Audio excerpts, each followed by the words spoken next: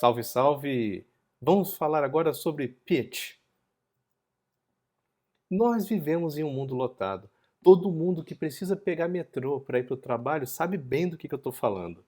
Na verdade, essa lotação vale também para o mundo científico, tanto dentro quanto fora da academia. O que não falta é cientista profissional por aí buscando oportunidade. E o que garante que você vai ter acesso a uma oportunidade e não outras 100 pessoas que estão disputando a mesma vaga, a mesma atenção que você? Você precisa se destacar na multidão. E para te ajudar nessa missão, eu quero te ensinar nessa aula como fazer um pitch convincente. Mas que história é essa de pitch? É você aproveitar uma oportunidade inesperada. Pitch também é conhecido em português como discurso de elevador. Peraí, discurso de elevador? Sim. Imagina o seguinte: você foi visitar uma grande empresa e você já tinha ali a missão naquele dia de falar com o pessoal do financeiro dessa empresa e conseguir um patrocínio para o seu projeto de pesquisa, por exemplo. Você está com a reunião marcada, você chega na empresa, pega o elevador e de repente, dentro do elevador, você descobre que está subindo, não sei para qual andar, junto com a presidente ou o presidente daquela empresa. Olha só, você pode fazer um curto-circuito no sistema. Se você conseguir convencer aquela pessoa, né, a pessoa que manda naquela organização de que o seu projeto vale a pena ser financiado, talvez você já consiga o dinheiro ali na hora mesmo. Isso então é um elevator pitch ou speech, um discurso de elevador. Como é que você pode convencer um potencial patrocinador em um minuto? E por que um minuto? Você está no elevador com a pessoa. Você não sabe que andar ela vai saltar. Você tem que tentar da forma mais rápida e incisiva possível convencer a pessoa a abrir a carteira para você. E por que a pessoa deveria comprar o seu projeto?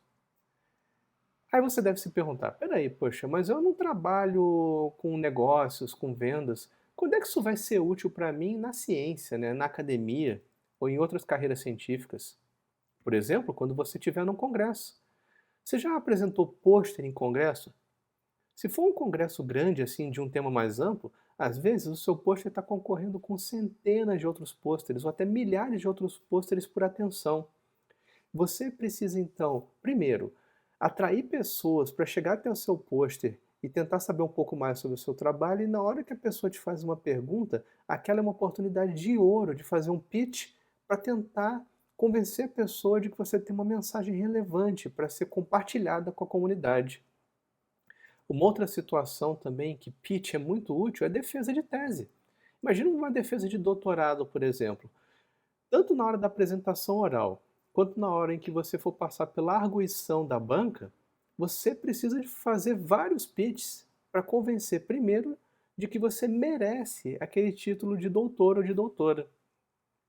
Você também tem que fazer pitch na hora, por exemplo, de escrever um artigo, ou até na hora de escrever um projeto e tentar conseguir patrocínio da FAPESP, por exemplo, do CNPq, da CAPES. Como é que deve ser então um bom pitch? Voltamos para aquele ponto central da disciplina. Conte uma história.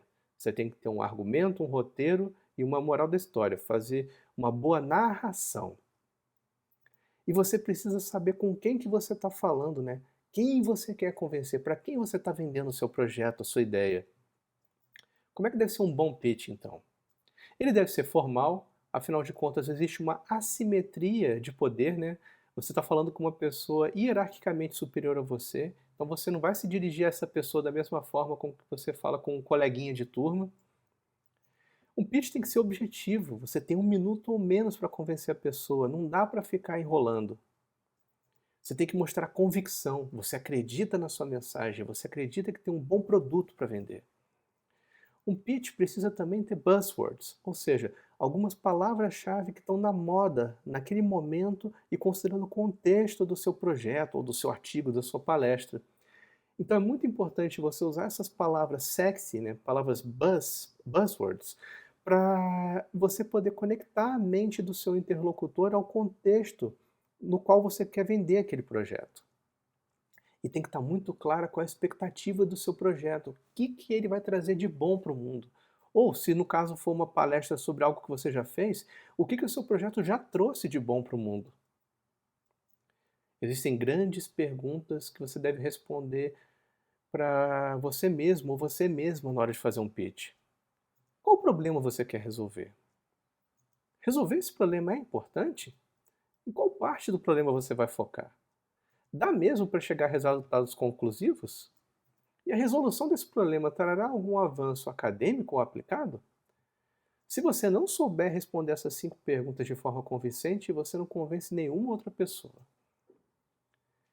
E um ponto central é: será que as suas expectativas vão bater mesmo com a realidade? E no que isso implica?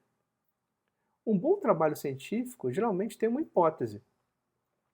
Aí essa hipótese leva a várias previsões diferentes. Na hora de fazer um pitch, você precisa focar na previsão em que você aposta. E aí, a partir daquela previsão, você tem que desdobrar qual é a implicação maior daquela expectativa com relação ao seu projeto se concretizar de fato.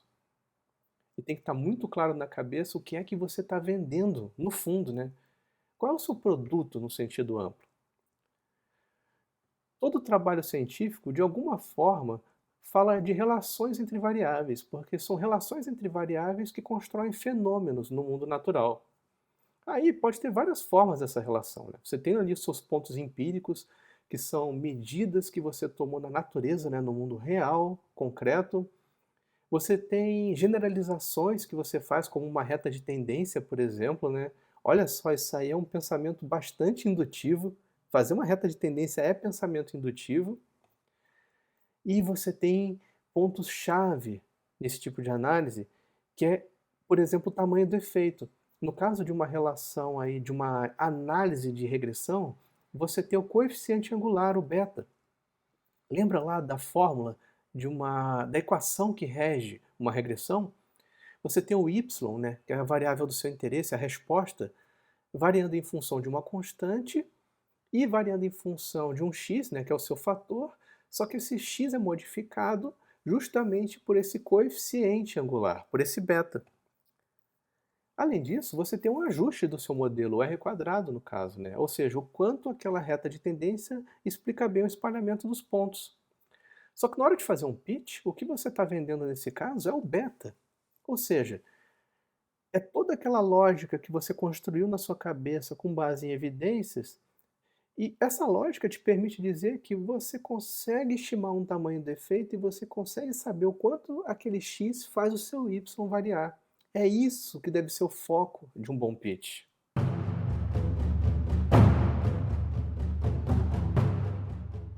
Qual é a moral da história?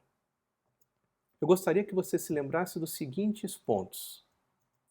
Primeiro, não tenha medo de vender o seu peixe. A academia é cheia de falsa modéstia, né? Não, eu fiz aqui um trabalhinho, publiquei numa revistinha.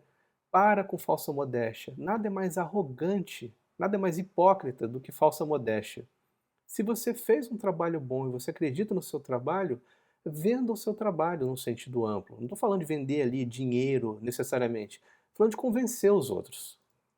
Transmita segurança.